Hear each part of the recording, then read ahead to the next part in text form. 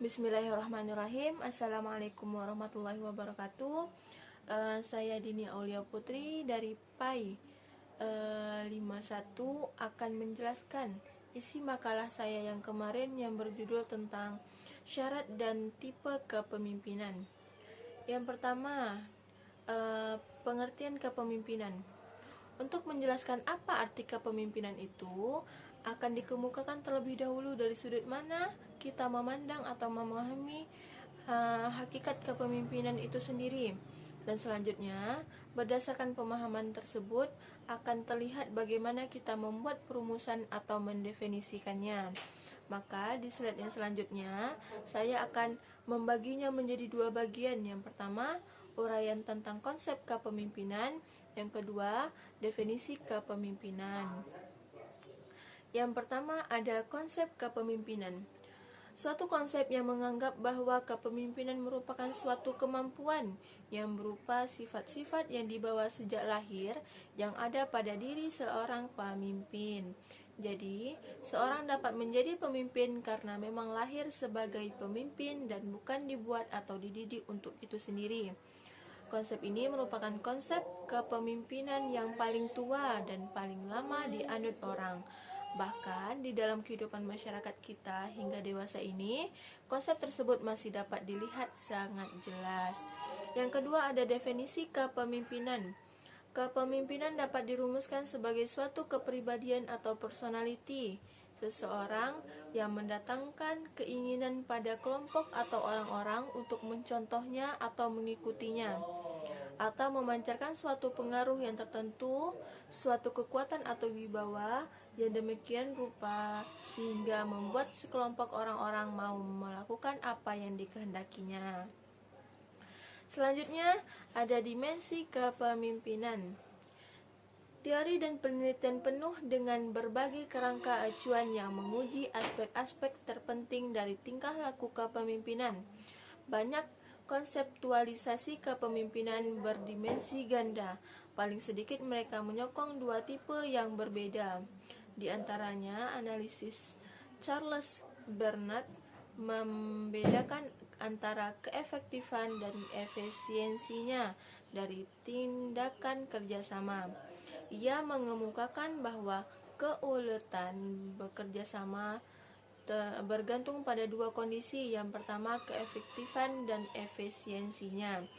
Keefektifan berhubungan dengan pencapaian tujuan kerjasama yang bersifat sosial dan non-personal, sedangkan efisiensi berhubungan dengan kepuasan motif-motif individual dan bersifat personal. Yang selanjutnya ada pendekatan dan model kepemimpinan. Yang pertama ada pendekatan sifat-sifat. Di dalam uraian tentang konsep-konsep kepemimpinan, terutama konsep yang pertama, telah dikemukakan bahwa keberhasilan atau kegagalan seseorang pemimpin banyak ditentukan atau dipengaruhi oleh sifat-sifat yang dimiliki oleh pribadi pemimpin itu sendiri. Sifat-sifat itu ada pada seseorang karena pembawaan atau keturunan. Jadi, menurut pendekatan ini, seseorang menjadi pemimpin karena sifat-sifatnya yang dibawa sejak lahir, bukan karena dibuat atau dilatih. Banyak ahli yang telah berusaha meneliti dan mengemukakan pendapatnya mengenai sifat-sifat baik manakah yang diperlukan oleh seorang pemimpin agar dapat sukses dalam kepemimpinannya.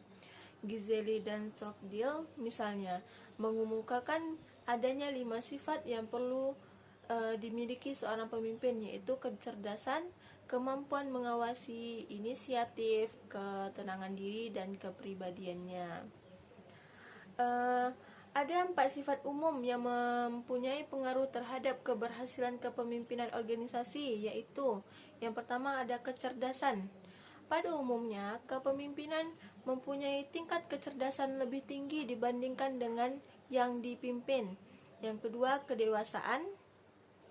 Pemimpin cenderung menjadi matang dan mempunyai emosi yang stabil serta perhatian yang luas terhadap aktivitas-aktivitas sosial. Yang ketiga, motivasi diri dan dorongan berprestasi. Pemimpin cenderung mempunyai motivasi yang kuat untuk berprestasi. Yang terakhir, sikap berhubungan kemanusiaan. Pemimpin yang berhasil mau mengakui harga diri dan kehormatan bawahan. Yang selanjutnya ada pendekatan perilaku. Pendekatan perilaku berlandaskan pemikiran bahwa keberhasilan atau kegagalan pemimpin ditentukan oleh gaya bersikap dan bertindak pemimpin yang bersangkutan. Gaya bersikap dan bertindak akan nampak dari cara melakukan suatu pekerjaan. Antara lain, akan nampak dari cara memberikan perintah, cara memberikan tugas, cara berkomunikasi, cara membuat keputusan, cara mendorong semangat bawahannya, cara memberikan bimbingan, cara menegakkan disiplin, cara menegakkan pekerjaan, cara mengawasi pekerjaan bawahannya, cara meminta laporan dari bawahannya, cara memimpin rapat, cara menegur kesalahan bawahannya, dan lain sebagainya.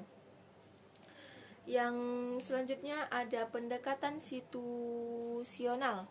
Pendekatan atau teori kepemimpinan ini dikembangkan oleh Hershey dan Blackard. Berdasarkan teori-teori kepemimpinan sebelumnya, pada pendekatan ini didasarkan atas asumsi bahwa keberhasilan kepemimpinan suatu organisasi tidak hanya dipengaruhi oleh perilaku dan sifat-sifat pemimpin saja, karena tiap-tiap organisasi itu memiliki ciri khusus dan keunikannya sendiri. Bahkan organisasi yang sejenis pun akan menghadapi masalah yang berbeda karena adanya lingkungan yang berbeda, semangat dan watak bawahan yang berbeda. Situasi yang berbeda ini harus dihadapi dengan perilaku kepemimpinan yang berbeda pula, karena banyaknya kemungkinan yang dapat dipakai dalam menerapkan perilaku kepemimpinan sesuai dengan situasi organisasi. Maka pendekatan situasional ini disebut juga dengan pendekatan kontingensi yang dapat berarti kemungkinan. Pendekatan situasional atau kontingensi didasarkan pada asumsi bahwa keberhasilan seorang pemimpin selain ditentukan oleh sifat-sifat dan perilaku pemimpin, juga dipengaruhi oleh situasi yang ada di dalam organisasi itu sendiri. Yang selanjutnya ada beberapa model kepemimpinan. Pendekatan situasional dan pendekatan kontingensi melahirkan banyak model kepemimpinan.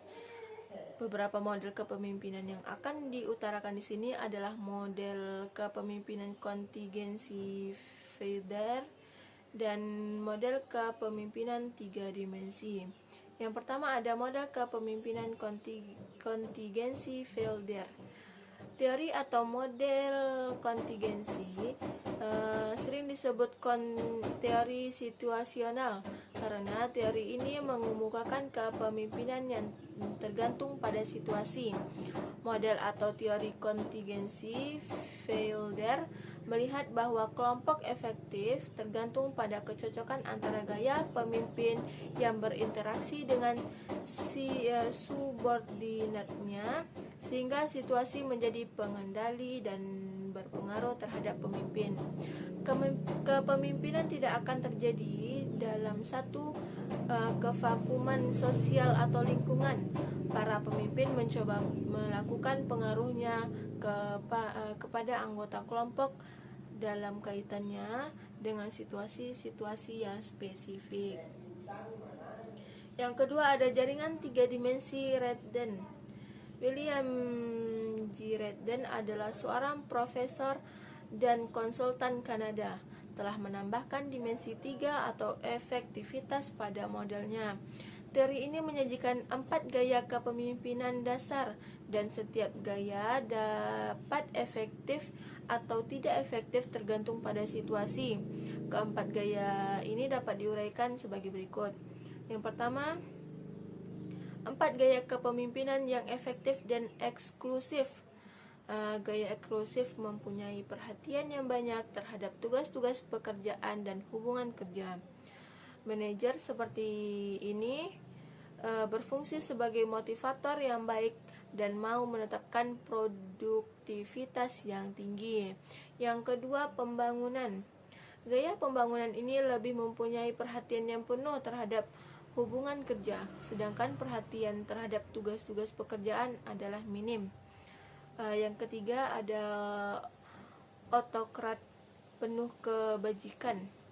Gaya kepemimpinan ini melakukan perhatian yang maksimum terhadap pekerjaan atau tugas-tugas, dan perhatian terhadap hubungan kerja yang minimum sekali, tetapi berusaha agar menjaga perasaan bawahannya.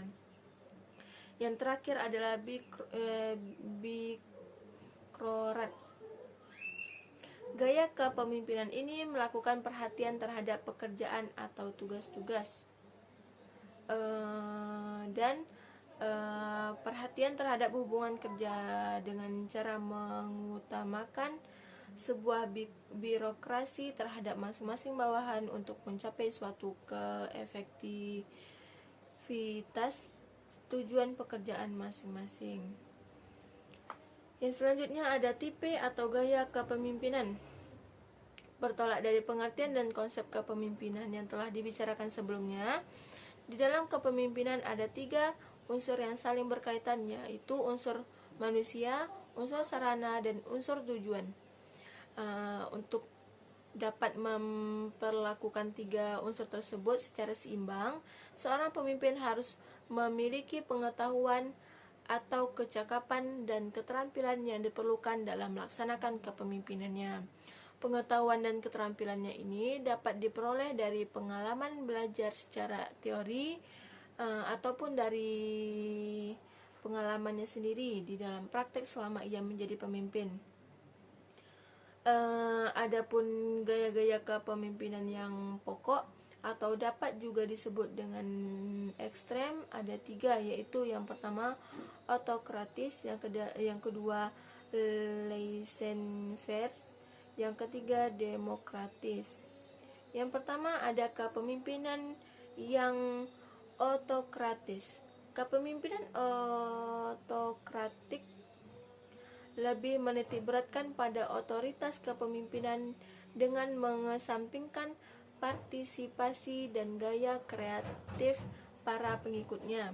Gaya kepemimpinan pendidikan yang autokratif sangat mengesampingkan peran serta kemampuan guru, siswa, dan staf administrasi dalam setiap kebijakan yang ditempuhnya.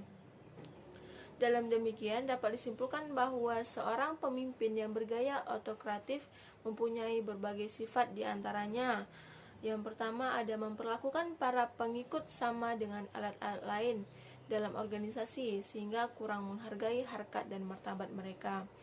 Yang kedua, mengutamakan orientasi terhadap pelaksanaan dan penyelesaian tugas tanpa mengaitkan pelaksanaan tugas tersebut dengan kepentingan dan kebutuhan para pengikutnya.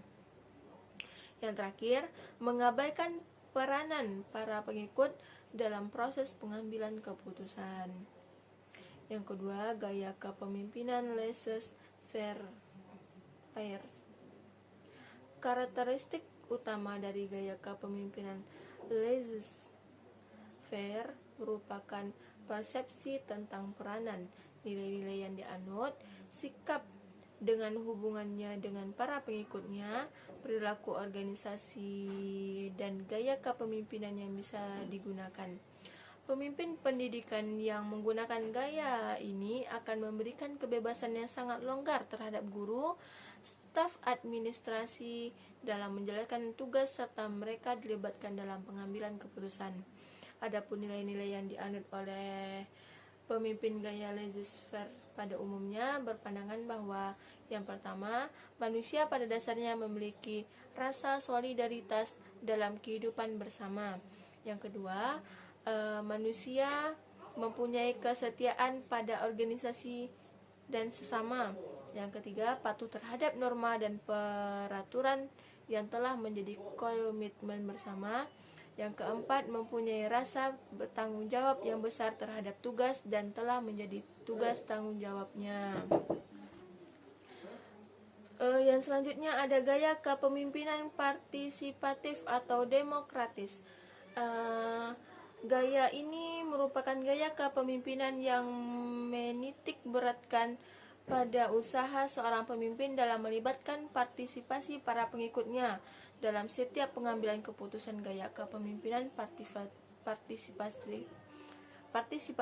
partisipatif ini adalah pemimpin pendidikan yang melibatkan partisipasi guru, siswa, dan staf administrasi dalam setiap pengambilan keputusan, baik berupa pendidik maupun putusan-putusan lainnya. Keuntungan-keuntungan yang diperoleh dari gaya kepemimpinan partisipatif adalah yang pertama, konsultasi ke bawahan dapat digunakan dalam rangka meningkatkan kualitas keputusan dengan menarik keahlian yang dimiliki oleh para pengikutnya. Yang kedua, konsultasi lateral.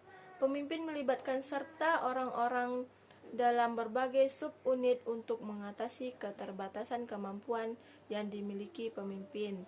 Yang ketiga, konsultasi ke atas. Memungkinkan seorang pemimpin untuk menaruh keahlian seorang atasan yang berkemampuan lebih dari manajer. Pendekatan yang digunakan oleh seorang pemimpin dalam menjalankan fungsi-fungsi kepemimpinannya adalah pendekatan holistik atau integralistik. Seorang pemimpin partisipatif akan disegani, bukan ditakuti. Selanjutnya ada sifat-sifat kepemimpinan. Yang pertama ada memiliki sifat jujur. Kejujuran adalah sifat yang harus dimiliki dan tidak boleh dilupakan oleh seorang pemimpin. Dengan memiliki sifat ini, karyawan akan lebih percaya dan dapat bekerja dengan tenang dan aman. Yang kedua, ada komunikasi dengan baik. Seorang pemimpin berarti Anda juga harus bisa berkomunikasi dengan baik ke seluruh karyawan hingga ke pihak eksternal perusahaan. Yang ketiga, bersikap adil. Dengan bersikap adil berarti Anda tidak boleh membeda-bedakan karyawan satu dengan yang lainnya. Yang keempat, ada tanggung jawab. Seorang pemimpin yang baik juga harus memiliki tanggung jawab. Bahkan ketika ada seorang karyawan yang tidak bekerja dengan maksimal, karyawan lain dan pemimpin turut serta ambil bagian untuk mempertanggungjawabkan kesalahannya. Yang selanjutnya ada membangun tim dengan baik. Memiliki tim yang baik dan solid bukan hanya membuat karyawan nyaman, tetapi juga dapat membantu pemimpin itu sendiri mengembangkan bisnisnya.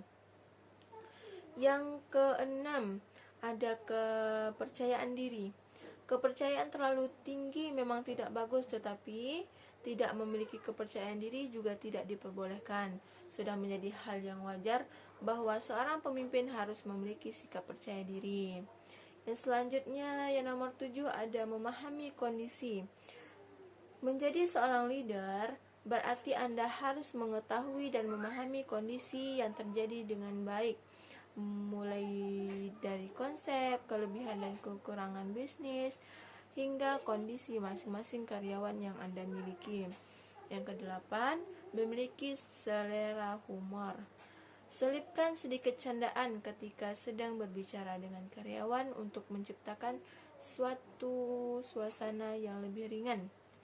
Yang selanjutnya ada bersikap kreatif. Tidak semua perusahaan akan berjalan lancar-lancar saja. Sebuah perusahaan dapat saja suatu saat mengalami kebangkrutan. Jika kebuntuan ini terus dibiarkan, maka dapat menghambat tujuan perusahaan. Yang ke-10, manajemen waktu yang baik. Menjadi leader atau pemimpin berarti Anda siap menerima tugas yang lebih besar. Bukan hanya melakukan pengecekan atas pekerjaan yang dilakukan karyawan saja, tetapi Anda harus bisa mengelola waktu sebaik-baiknya untuk diri sendiri maupun bisnisnya. Yang selanjutnya ada syarat kepemimpinan. Ada beberapa syarat kepemimpinan yang harus ada dalam seorang pemimpin. Syarat-syarat tersebut merupakan hal yang pokok yang harus dimiliki seorang pemimpin agar dalam pemimpinnya ia mempunyai kekuasaan dan wibawa sebagai seorang pemimpin. Menurut Stockdale yang dikutip oleh Kartini Kartono dalam bukunya Pemimpin dan Kepemimpinan, mengatakan bahwa kepemimpinan itu harus mempunyai kelebihan. Yang pertama, kapasitas meliputi kecerdasan, kewaspadaan, kemampuan berbicara, dan kemampuan menilai. Yang kedua, ada ilmu pengetahuan yang luas. Yang ketiga, bertanggung jawab, mandiri, berinisiatif, tekun, ulet, percaya diri, agresif, dan punya hasrat untuk unggul. Yang keempat, berpartisipatif aktif, memiliki sosialitas tinggi, mampu bergaul, kooperatif atau suka bekerja sama, mudah menyesuaikan diri, dan punya rasa humor. Yang terakhir, status meliputi kedudukan sosial ekonomi yang cukup tinggi, populer, dan tenar. Sekian dari saya. Maaf bila ada kesalahan. Assalamualaikum warahmatullahi wabarakatuh.